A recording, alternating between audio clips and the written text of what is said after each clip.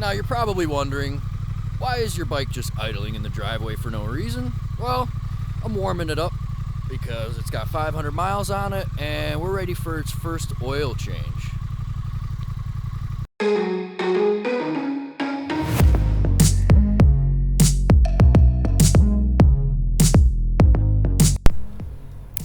Alright, the Speed Twin holds about 3.8 liters of oil, so you're going to need an oil pan that can hold enough oil and that can fit underneath your bike.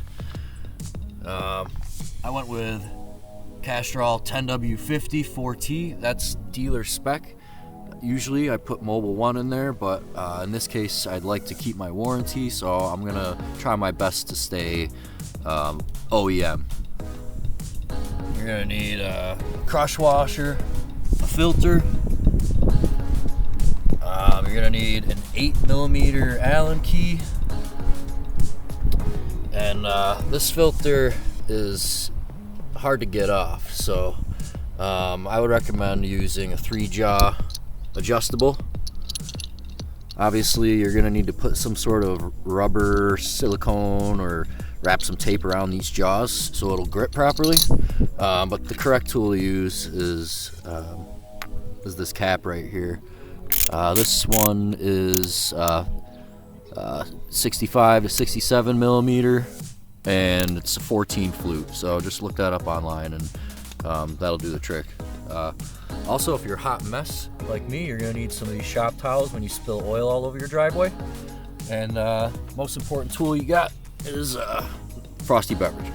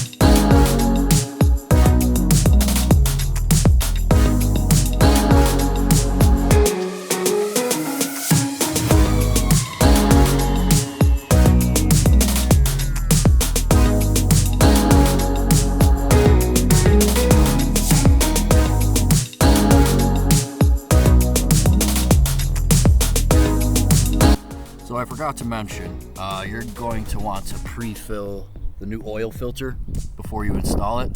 Just fill it up as much as you can with oil.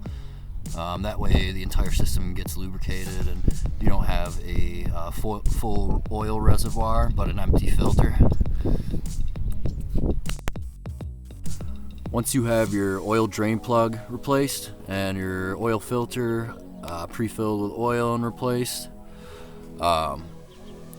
you're gonna and the crush washer as well, that's on the oil, the drain plug, you want that replaced as well. Now in the maintenance book, it shows you where the eye glass is that you can actually see the oil level from. There's a minimum and maximum limit.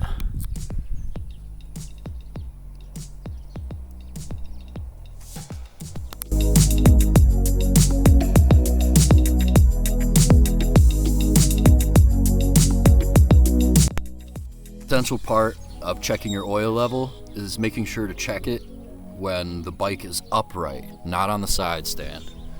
So I'll have my beautiful assistant here hold the bike upright while I fill and check the oil level.